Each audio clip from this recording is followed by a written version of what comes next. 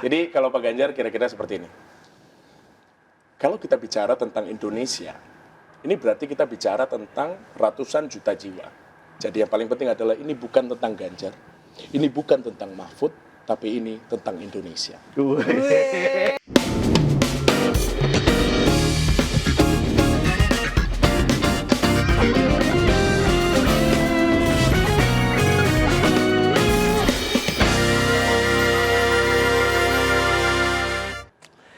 Halo, selamat malam. Selamat berjumpa lagi dengan saya Prabu Revolusi di Konspirasi Prabu.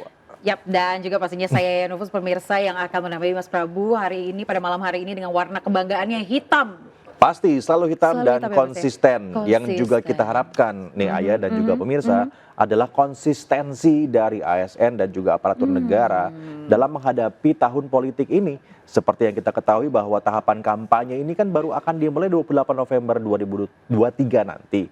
Tapi ini masalahnya nih sampai sekarang isu kecurangan dan juga dugaan pelanggaran kampanye sudah mulai terjadi. Nah, beberapa waktu yang lalu Sekjen PDI Perjuangan Hasto Kristianto juga mencium adanya indikasi tekanan dari kekuasaan di Pilpres 2024. Nah, padahal di undang-undang sudah jelas, misalnya bahwa ASN tidak boleh berpihak, harus netral dan juga tidak boleh mendukung paslon tertentu, ya. Benar sekali. Nah, ini yang akan menjadi PR besar pastinya ini bagaimana kita bisa sama-sama menjaga demokrasi ini agar berjalan jujur dan adil juga ya Mas ya, tanpa ada kecurangan. Tentunya, jadi kita akan sama-sama lihat bagaimana ya kita memperhatikan tentang netralitas ini ke depan.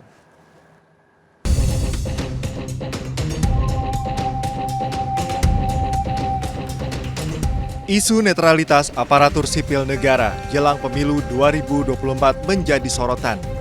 Hal ini menjadi perbincangan pasca putusan MK yang mengabulkan gugatan batas usia Capres-Cawapres pada pemilu 2024. Sekjen PDI Perjuangan Hasto Kristianto menyebut adanya indikasi tekanan dari kekuasaan. Salah satunya mengenai pencopotan baliho pasangan Capres-Cawapres Ganjar Pranowo Mahfud MD di sejumlah daerah. Dugaan ketidaknetralan terjadi saat perangkat desa dan kepala desa yang tergabung dalam kelompok desa bersatu menggelar acara yang diduga deklarasi dukungan kepada Prabowo Gibran di Jakarta.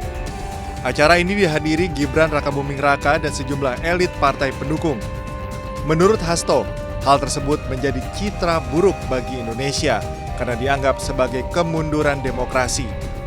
Yang kemudian kami luruskan supaya demokrasi berada pada koridornya.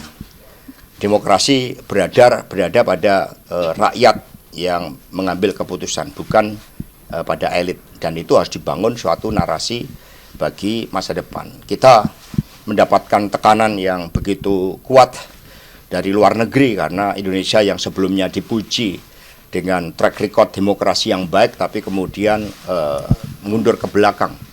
Bahkan terjadi the darkness of the Indonesian democracy. Ini yang kami sangat prihatin. Maka masih ada waktu untuk melakukan koreksi itu.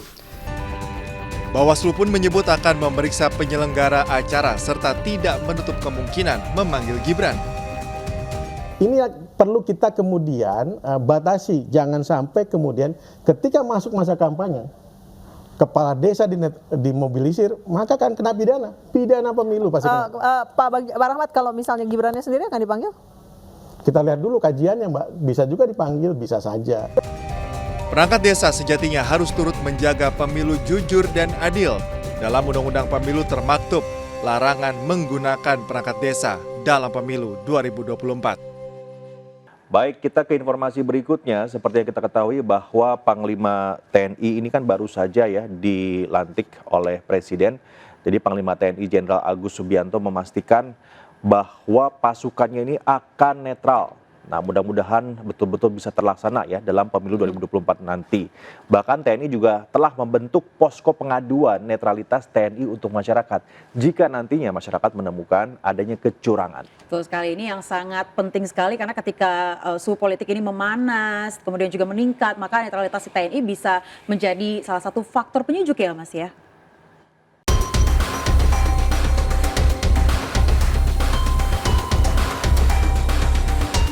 Usai menghadiri pengesahan dirinya pada rapat paripurna DPR, Jenderal Agus Subianto menjamin akan netralitas tentara pada Pesta Demokrasi 2024. Netralitas TNI menjadi sorotan setelah sejumlah purnawirawan TNI masuk menjadi tim pemenangan paslon Capres dan Cawapres.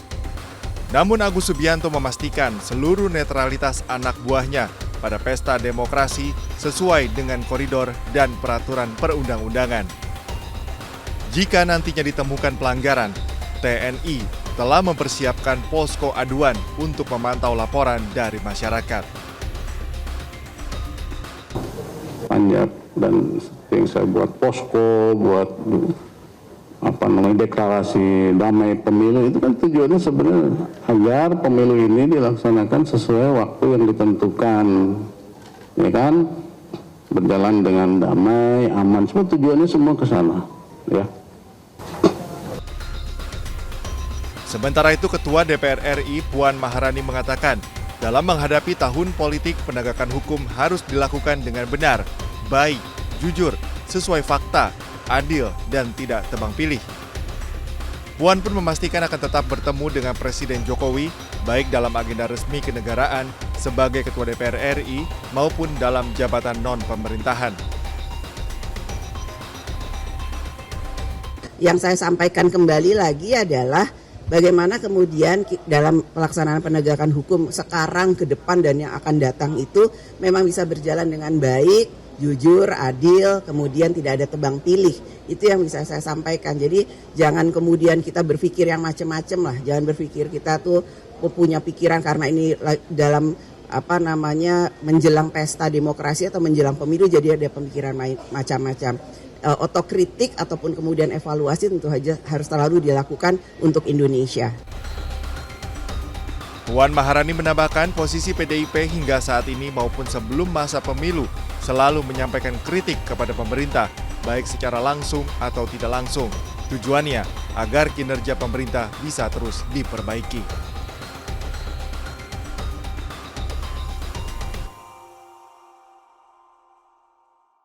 Ya pemirsa, kehadiran salah satu paslon pada acara silaturahmi Asosiasi Desa Bersatu menimbulkan polemik. Pasalnya ribuan ASN yang hadir menunjukkan dengan terang benderang dukungan mereka ke paslon nomor urut 2. Bahkan acara itu dihadiri oleh ribuan aparat sipil negara. Ya, jadi ini seharusnya belum ya Mas ya, karena seperti tadi kampanye belum dimulai. Iya, dan yang paling penting ASN itu harus netral, dan itu kan ada undang-undangnya. Undang-undangnya juga cukup tegas, termasuk bahkan kepala desa. Ya, kepala desa itu harus tidak boleh memihak, dan kalau memihak itu pidana loh, berat. Berikut informasinya pemirsa.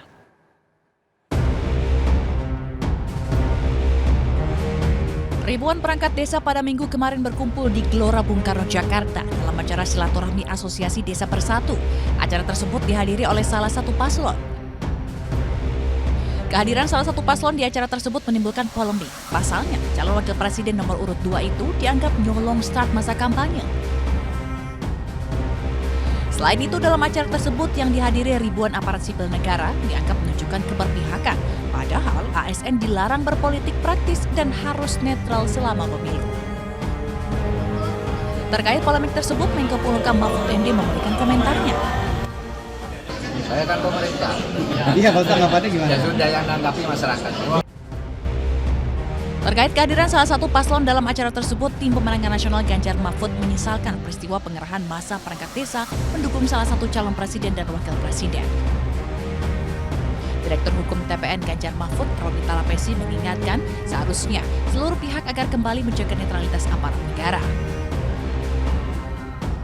Terkait ribuan perangkat desa dan kepala desa yang tergabung dalam Desa Bersatu menggelar acara deklarasi dukungan kepada paslon nomor urut 2, Prabowo Subianto dan Gibran Rakabuming, seharusnya menjadi perhatian dari pengawas pemilu.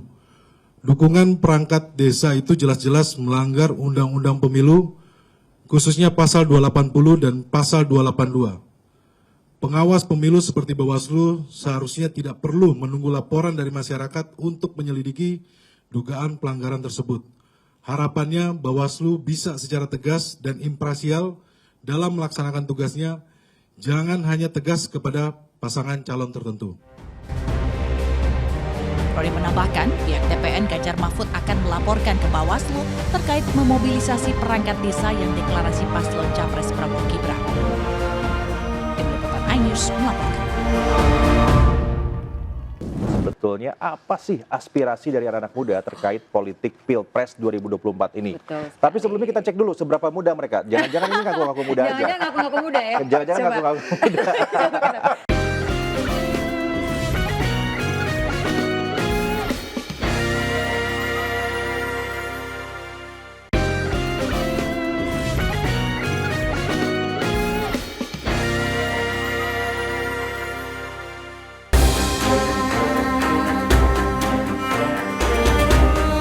Milenial dan Gen Z Indonesia berada di posisi penting dalam pemilu 2024 karena dinilai jadi kekuatan demokrasi dalam memilih siapa calon yang layak memimpin Indonesia 5 tahun ke depan.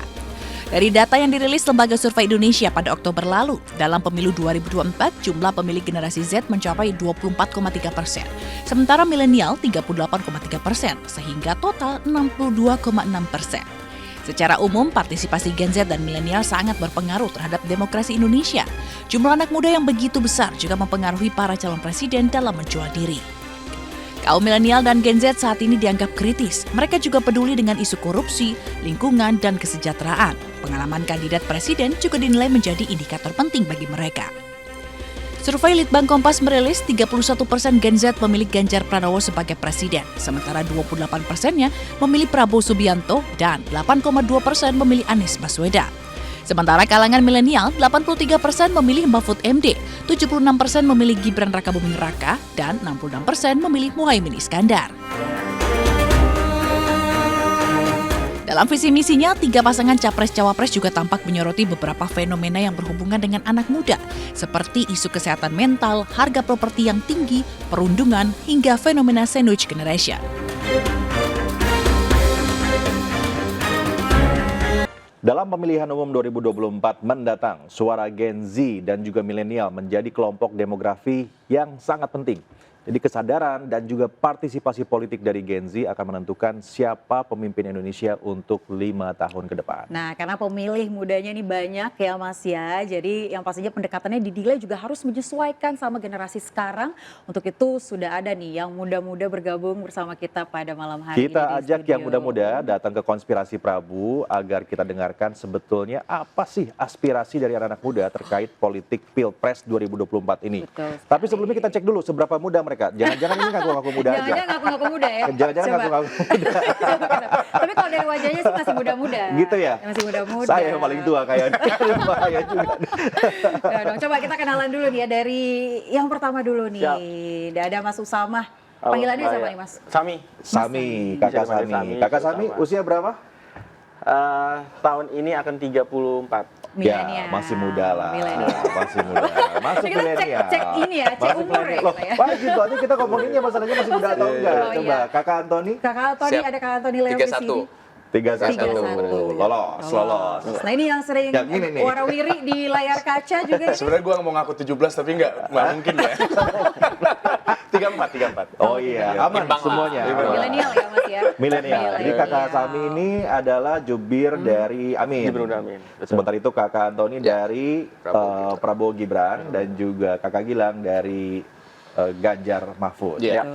Oke, pertanyaan yang pertama sekarang tentunya gini. Ini kan generasi muda itu kan mayoritas ya dalam pemilu 2024 ke depan. Dan kita melihat masing-masing capres, baik Amin, Prabowo Gibran ataupun juga Ganjar Mahfud, itu mencoba untuk menarik perhatian milenial dan juga Gen Z dengan caranya masing-masing. Nah kalau dari kakak Sami dulu nih, bagaimana Amin itu menarik perhatian Gen Z dan juga dan milenial? Yang pertama kita pasti mengambilkan track recordnya Amin. Jadi dari Mas Anies sampai Caimin ini kita punya track record yang sangat membanggakan dan bisa sangat dijual. Bahwa anak muda kita juga pernah ada penelitiannya bahwa mereka pengen memilih sesuatu kayak pilih pasangan juga kan perlu ada yang bibit-bibit bobotnya jelas gitu. Nah, jadi Amin ini kita memang selalu sosialisasikan bagaimana Mas Anies pada saat dulu mengajak anak-anak muda untuk bikin Gerakan Indonesia Mengajar. Beliau juga pada saat di Kementerian Pendidikan juga apa yang sudah dilakukan oleh beliau. Dan juga pada saat di Jakarta bagaimana beliau bisa memperhatikan dengan pendidikan dan lain-lain. lain. Nah, hal-hal itu juga kita rangkum akhirnya untuk bisa dijadikan suatu program, suatu visi misi yang memang sangat dibutuhkan oleh anak-anak muda ke depan. Dan Caranya visi misi tapi gimana caranya? dan visi misi ini menarik. Visi misi yang dibuat tentang anak muda ini itu bukan hanya dari Anies Baswedan dan Cak Imin aja, tapi itu berasal dari anak-anak muda itu sendiri. Kita bikin platformnya, namanya gagasankita.id. Inilah cara kita untuk bisa melibatkan anak muda, bahwa ini bukan hanya kita yang sok tahu apa maunya anak muda, justru kita minta anak muda maunya seperti apa. Jadi memang sesuai dengan pasar, dan itu memang jadi budayanya Mas Anies dan Cak Imin pada saat mereka memimpin. Mereka nggak mau jadi orang yang paling tahu anak muda, tapi justru mereka tanya Melibatkan melibatkan anak mudanya. Jadi ya. maunya seperti apa. Akhirnya hasilnya adalah di visi misi Amin yang bisa dibaca. Coba sekarang ke Kakak Antoni dulu. Kakak Antoni ini koordinator digital ya, benar ya? Siap. Kakak Antoni. Oke, berarti spesialis gemoy dong. Ya.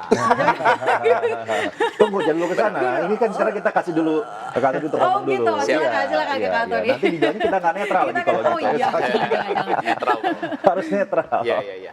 Tentunya kalau dilihat dari 3 paslon ini tidak sulit buat saya, buat teman-teman muda lainnya menentukan pilihan, karena kita disuguhi kehadiran Mas Gibran yang notabene benar-benar sangat muda, umur 35-36 tahun, dan ini insya Allah bisa mengakomodir aspirasi dari anak muda. Tadi kalau dari teman-teman sampaikan visi misinya muda, tapi ini prakteknya ini benar-benar cawapresnya juga anak muda. Jadi bagi saya seorang pengusaha tentunya melihat figur-figur dari 3 paslon ini ya, yang pengusaha ya anak muda ya hanya ada di Prabowo Gibran. Jadi untuk saya ya tidak sulit untuk menentukan pilihan, dan kami terus hadirkan satu narasi besar bagaimana keterlibatan anak muda kita ke depan, bagaimana startup-startup yang disebut sama Mas Jadi kalau Prabowo Gibran itu langsung aja cawapresnya anak muda sekalian. Ya, udah gitu jelas, ya? udah jelas Oke. kan. Kalau yang lain kan ya usianya tergolong jauh ya. Nah ini yang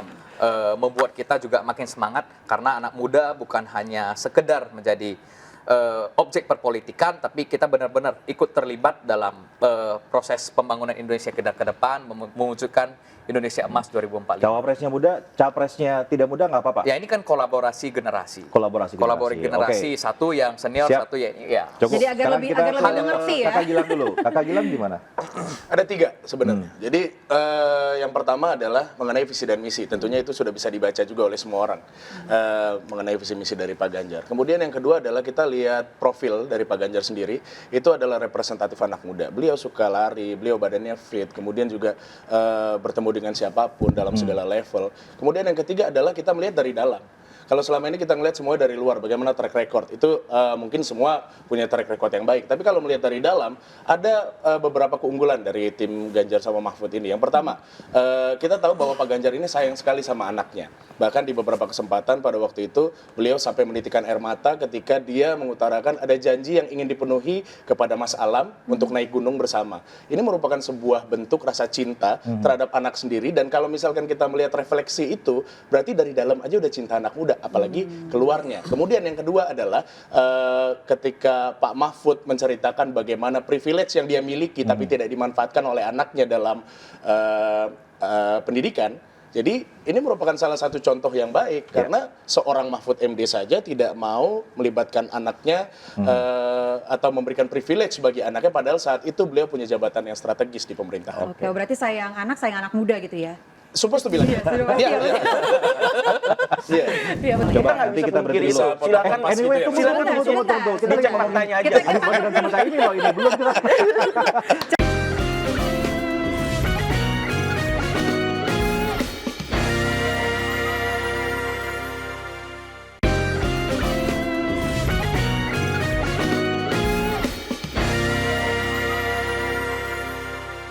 Nah sekarang gini yang menarik, kan kalau misalnya tadi masing-masing sudah memaparkan tentang capres-cawapresnya masing-masing. Nah saya yakin teman-teman jubir ini kan memperhatikan juga capres-cawapres yang lain dong. Nah sekarang kita ke Kak Sami dulu nih. Kak Tony dan Kak Gilang melihat pendekatan komunikasi Mas Anies dan juga Caimin untuk anak muda seperti apa? Jadi ntar biar dikoreksi benar atau enggak? Coba dari Kak Tony dulu. Ya.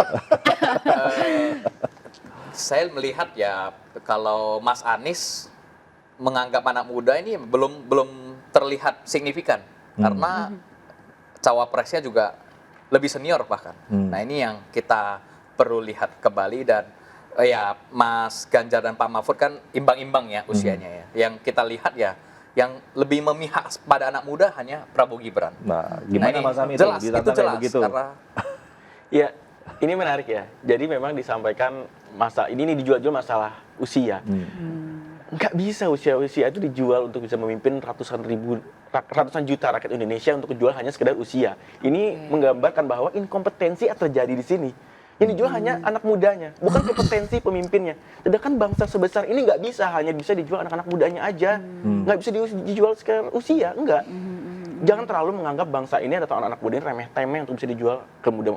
Kalau kita mau jual kemudaannya dari Anies Imin, Mas Anies itu 36 tahun jadi rektor termuda se-Indonesia. Cak Imin itu anggota dewan dari sejak dulu, di usia 30-an. Udah jadi anggota dewan pada saat itu. Apa yang membuat mereka nggak bisa seperti Mas Gibran? Karena dia bukan anak presiden. Itu aja. Dia nggak punya privilege itu. Itu aja. Kakak Tony ada tanggapan? Iya. Saya boleh melipir dulu. Saya lihat bahwa Jangan dulu. ini kan keputusan semua ada di tangan masyarakat. Teman-teman bisa melihat bagaimana prestasi Mas Gibran menjadi wali kota Solo. Dengan kehadiran Mas Gibran tentunya pertumbuhan ekonomi Solo luar biasa bagus. Dan memang kelihatan dari keterlibatan anak muda Solo juga totally punya signifikansi yang positif. Dan kita lihat ya bagaimana program kerja, bagaimana visi misi yang disampaikan Prabowo Gibran ini sangat mengakomodir. Jadi kalau Kakak Tony melihat bahwa tetap usia itu adalah sebuah representasi, begitu ya? Karena sebentar. Karena ini saya anak muda juga harus tahu kenapa ekonominya bertumbuh. Karena PSN banyak sekali di situ. Di saat wali kota banyak ingin ketemu menteri meminta ada proyek bantuan, susah. Tapi untuk Mas Gibran spesial maksudnya karena presiden. Jadi maksud Mas Ami itu ada di Solo itu justru malah menteri-menterinya datang ke Solo. Treatment spesial. Treatment spesial. Coba Kita nanti kita break dulu. Silakan. Anyway, tunggu. Kita dicek faktanya aja. Sama saya ini loh, ini belum kita. Coba kita ke Kak Gilang dulu. Ya, kita tahu bahwa apa yang tadi dibicarakan oleh benar semuanya, bahwa saya pun juga sebenarnya mengidolakan Mas Anies. Jadi kalau dibilang bagaimana relevansinya dengan program-program yang berkait dengan anak-anak muda, menurut saya oke-oke aja, fine-fine aja. Gitu. Tapi cara komunikasinya gimana sejauh ini? Secara komunikasi sebenarnya nggak ada masalah, cuman kalau memang misalkan mau dibandingkan, ini tentunya banyak spektrum yang harus kita bahas sebetulnya, dan akan panjang sekali di sini. Jadi kalau komentarnya konteksnya hanya untuk komentarin Mas Anies dan juga Caimin, saya rasa nggak ada masalah untuk anak muda. Oke, ada jawaban dari Bro Semi? Iya, sama sih. Bahwa memang nggak ada masalah buat Ganjar Mahfud juga buat Ganjar Mahfud. Karena memang yang perlu dikedepankan itu kompetensi ya. Kita harus bicara kompetensi. Bagaimana kompetensi dia atau track record dia, apa yang sudah pernah dia lakukan untuk di anak muda. Itu tinggal bisa di-review. Apalagi sekarang juga banyak platform anak-anak muda bikin untuk bisa mengupas capres ini seperti apa, background-nya, track record seperti apa, ini seperti apa. Kita lihat gitu. Dari beberapa percakapan, sentimen saya lihat juga sangat positif kepada paslon Prabowo Gibran, dan itu inline juga dengan hasil survei. Nah, ini yang membuat kita makin optimis. Ya kita lihat bagaimana survei hari ini leading ya. Semua Prabowo Gibran nge-lead di angka 42%, 40%. Dan ini akan jadi semangat kita. Artinya apa yang disampaikan teman-teman tadi itu tidak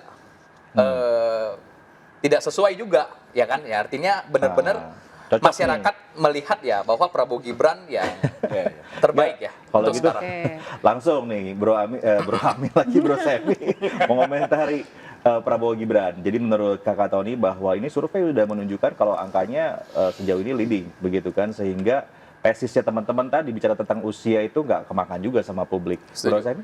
Iya, jadi memang kita tuh perlu mencerdaskan publik. Jadi kita dalam campaign, dalam hal-hal untuk kita bisa apa yang kita utarakan oleh calon pemimpin presiden kita ini harusnya bisa berisikan dengan hal-hal yang substantif, bukan hal-hal remeh-temeh yang malah mencederai demokrasi. Maksudnya remeh-temeh itu apa? Ya tadi kan banyak juga ya itulah ya kampanye-kampanye gemoy lah, apalah itu kan hal-hal yang nggak bisa mencerdaskan publik kalau menurut saya. Harusnya kita bisa, makanya kami konsisten di Anies Caimin ini kita nggak mau terjebak dalam isu-isu atau cara-cara yang remeh-temeh hanya untuk walaupun seperti itu. Walaupun katanya anak muda suka, nggak mau masuk ke situ. Kami nggak ingin menjerumuskan ke situ, Mas. Kami tidak ingin menjerumuskan bangsa ini ke depan seperti itu. Jangan sampai kita merasa itu menjadi cara yang efektif, terus kita terlena dalam hal itu, akhirnya ke depan demokrasi kita rusak. Kita nggak berbicara tentang kompetensi, kita nggak bicara tentang program, kita nggak bicara tentang visi misi. Kami nggak ingin terjebak ke dalam hal itu. Jadi biarkan aja kalau memang hal itu bisa berdampak pada visi misinya, silahkan aja. Karena memang banyak orang menghalalkan segala cara untuk mencapai tujuannya. Kakak Tony mau merespon? Iya, ini kan tren anak muda, kita nggak bisa bendung. Ini kan juga bukan by design dari kita semua. Yakin ya bukan desain dari tim komunikasi? Ya ini kan sangat natural lah, sangat natural. Artinya ini membuktikan tren gemoy seperti tadi Mbak Aya bilang, membuktikan bahwa Prabowo benar-benar disukai sama anak muda. Sehingga ada tren yang sangat positif, ada sentimen percakapan di media sosial yang sangat luar biasa banyak, yang tertinggi dan positif pula. Dan ini menjadi satu kampanye yang positif, kampanye yang kreatif. Jadi saya lihat ya, gemoy ini bagian aja, bagian kecil dari narasi Prabowo Gibran. Dan tentunya ya pastinya kalau kita bicara program kerja visi misi ya, track record Pak Prabowo sebagai Menteri Pertahanan ini sangat bisa kita andalkan. Mas Gibran sebagai Wali Kota Solo ini sangat luar biasa pembangunannya. Dan ini ketika amanah yang lebih besar lagi, insya Allah kita bisa jalankan. Kalau gue sebenarnya support Mas Antoni, tenang aja. Jadi posisinya begini, posisinya adalah kalau bicara soal militer, Pak Prabowo salut. Beliau bisa. Ya, saya salut dengan beliau. Cuman berbicara mengenai track record kan beberapa kali juga diundang di beberapa tempat kan ya. Dan menurut saya pribadi memang ada beberapa hal yang mungkin nanti bisa disampaikan juga bahwa untuk menjawab pertanyaan yang sifatnya itu kepentingan publik mungkin perlu bantuan dari tim sendiri untuk disupport briefnya menurut saya, karena memang jawaban-jawabannya terkadang itu masih kurang mengena gitu. Nah, Mas Emi di sini ketawa karena mungkin setuju sama saya. Jadi posisinya adalah begini, yang bisa saya kutip adalah kemarin keren banget, Pak Mahfud itu memberikan hadiah kepada Mbak Najwa saat itu adalah ada orang yang sedang menaiki tangga. Step itu perlu banget, karena nggak bisa seseorang bekerja di perusahaan karena dia adalah anak dari pemilik perusahaan kemudian langsung jadi direktur. Maka perusahaan itu akan hancur nanti ke depannya. Nah, narasi-narasi yang dibangun itu memang haruslah mencerdaskan kehidupan bangsa. Untuk hal ini saya setuju sama Mas Emi. Karena anak-anak muda, anak-anak milenial itu nggak bisa kita suguhkan dengan sesuatu yang sifatnya asik aja kemudian memilih. Lalu apa nanti jadinya? Apakah mau memilih untuk kepentingan bangsa Indonesia ini ke depannya 5 tahun, 10 tahun lagi hanya karena melihat sesuatu yang tidak ada isinya? Mohon maaf. Jadi pasti Kakak Tony punya jawabannya ini. Oh pasti. Ya. Tapi tenang, saya support. Iya. Ini saya lihat kan masih asumsi dugaan. Tapi ketika kita lihat survei, kita lihat data, anak muda cenderung ke Prabowo Gibran. Jadi survei kok. Kalau ke data aja kita nggak mau percaya, kemana lagi kita mau percaya?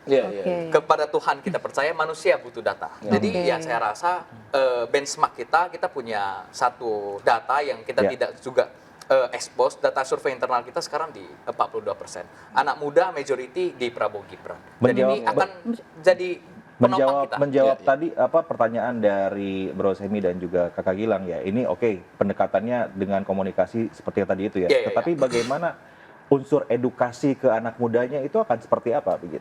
Ini kita terus lakukan bagaimana hari ini kami dari berbagai simpul digital ini melakukan berbagai inisiasi. Kita hadirkan platform AI, Artificial Intelligence, yang dimana mereka bisa menyasar, mendistribusi, menerjemahkan visi misi Prabowo Gibran.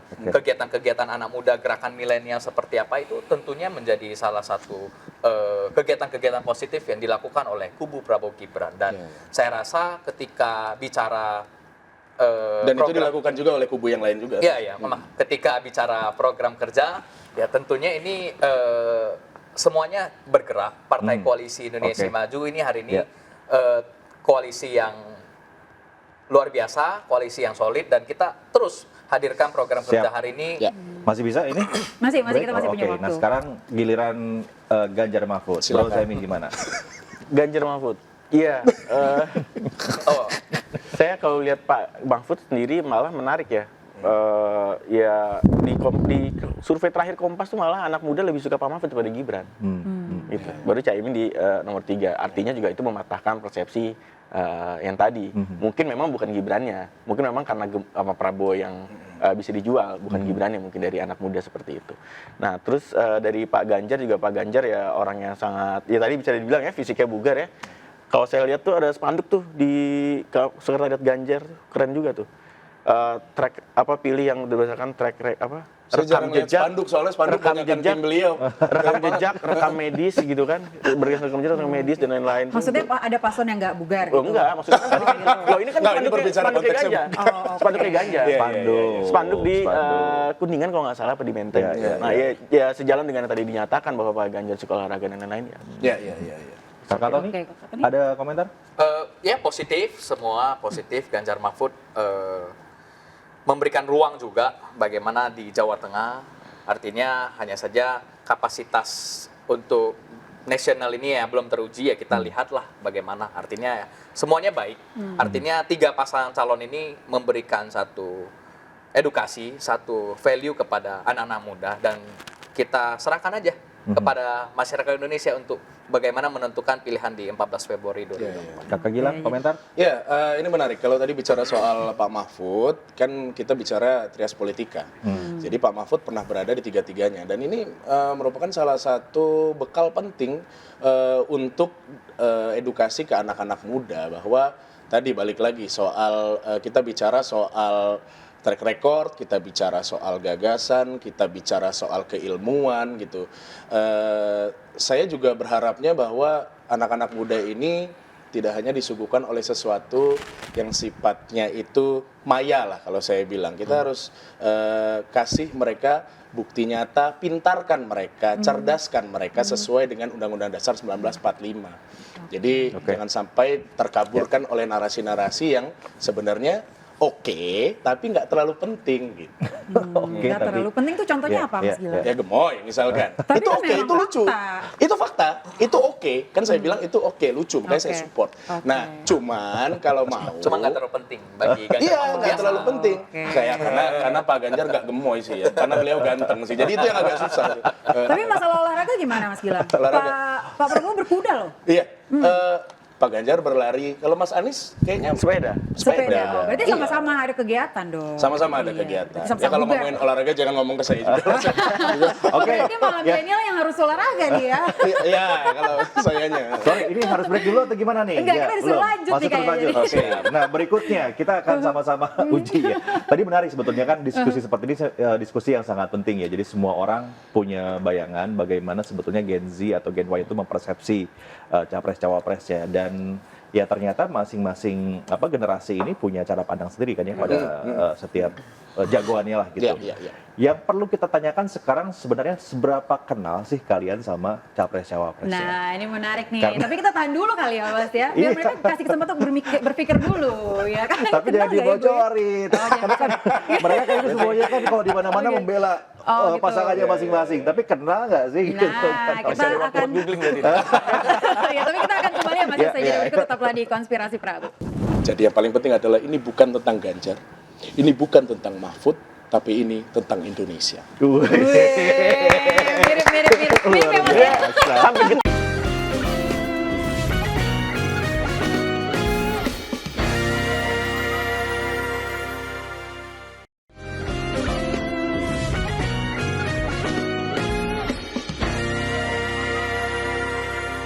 Oke, tadi kan kita sudah janji bahwa kita akan menguji seberapa kenal ya para jubir capres-cawapres ini pada paslonnya masing-masing.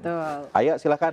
Mungkin kita sama hal yang paling menarik ya, karena kan ini adalah anak-anak muda, milenial, Gen Z yang sangat-sangat kental sekali dengan perzodiakan nih Mas. Oh, zodiak. Kalau Mas kan Gemini ya, red flag ya Mas ya. Kok kamu tahu sih? Saya tahu Mas, saya kan co-host Anda. Nah, kita mulai dulu dari paslon 1 kali ya Mas ya. Apa sih? Ya kan nomor 1 tuh harus menjadi yang Itu lagi browsing gitu. Lagi browsing. Kalau saya tahu. Coba dari Mas Abi dulu, zodiaknya Mas Anies apa? Yang suka ngurus sesuatu. Tak urus. Tak urus. Oh, tak urus ya. Tak urus atau suka urus atau suka Tak nggak urus suka itu bahasa ngurus? Jawa, saya ngurus gitu. Oh gitu. Tak urus. Bener nggak? Benar. Wih, Coba kenal kalau Taurus itu berarti. gimana sifatnya? Wah, kalau itu saya nggak tahu. Yang pasti dia wise, Oke. friendly. Oke, Itulah, oke. kayak Friendly itu ya. Taurus Oke, gitu. baik. Kalau Mas Altori gimana? Libra sama-sama Oktober, Prabowo Gibran Libra. Jangankan zodiak, sionya aja kita tahu. Kelinci. Apa dong sionya? Coba dong sionya apa sionya? Kalau Pak Prabowo apa sionya? Oh kelinci. Kalau Mas Gibran? Iya, iya. Sama ya? Oh sama ya? Oke, gimana Kakak Gilang? Saya sebagai entertainer itu sering bertemu dengan Pak Ganjar sama Pak Mahfud. Jadi memang obrolan kita itu tidak hanya di atas panggung, tapi juga di belakang panggung. Makanya kenapa saya memutuskan akhirnya untuk menjadi juru bicara atau spokesman adalah karena memang representatif saya juga. Jadi ketika ngobrol itu yang paling enak tuh ya mungkin yang lain juga sama. Ketika ngobrol Connect itu gitu ya? langsung connect gitu kan. Coba Mas. Kakak Gilang ini kan jago impersonate. Coba impersonate Ganjar. Ini paling jago, Pak. Ini paling jago. Paling jago. Impersonate masing-masing calon gimana? Anies, Prabowo, Gibran. Jangan. Kalau itu ntar kita bayarnya kemahalan. Oh ada bayaran?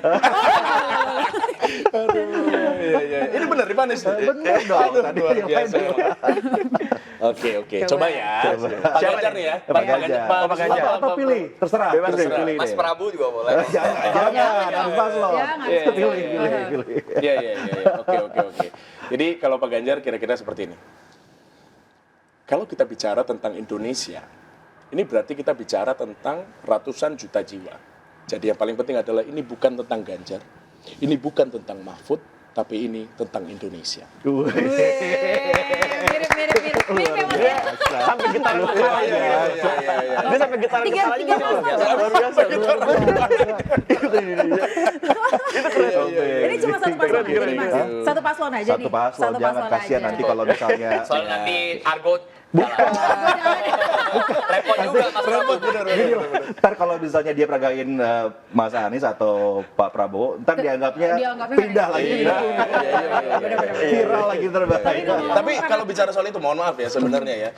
Yang paling penting adalah pemilu ini berjalan dengan damai sih. Itu aja. Karena bicara tentang periode-periode sebelumnya itu, bahkan ya ini cerita sedikit. Di grup keluarga itu aja bisa sampai yang out gitu segala macam kan soal ini. Makanya ini kita mesti ya nyantai-nyantai aja. Yang penting persatuan. Iya. Persatuan Indonesia kan, tiga kan? Iya. Persatuan Indonesia. Yang penting persatuan. Katanya apa? Keduanya. Victory. Kita yang menang. Insya Allah menang. Bisa. Tapi karena tadi Kak Gilang nggak bisa ngejawab zodiak Pak Soni, kita coba akan tunjukin nih apa sih sebenarnya zodiaknya dari Mas Ganjar, Let's go. terus juga Pak Prabowo dan Mas Anies. Coba kita lihat. Nah, ini dia. Oktober itu apa ya? Scorpio. Asli gua tuh nggak percaya zodiak itu. Kakak Gilang apa Kakak Gilang tapi? 17 Agustus Leo. Oh Leo. Oke.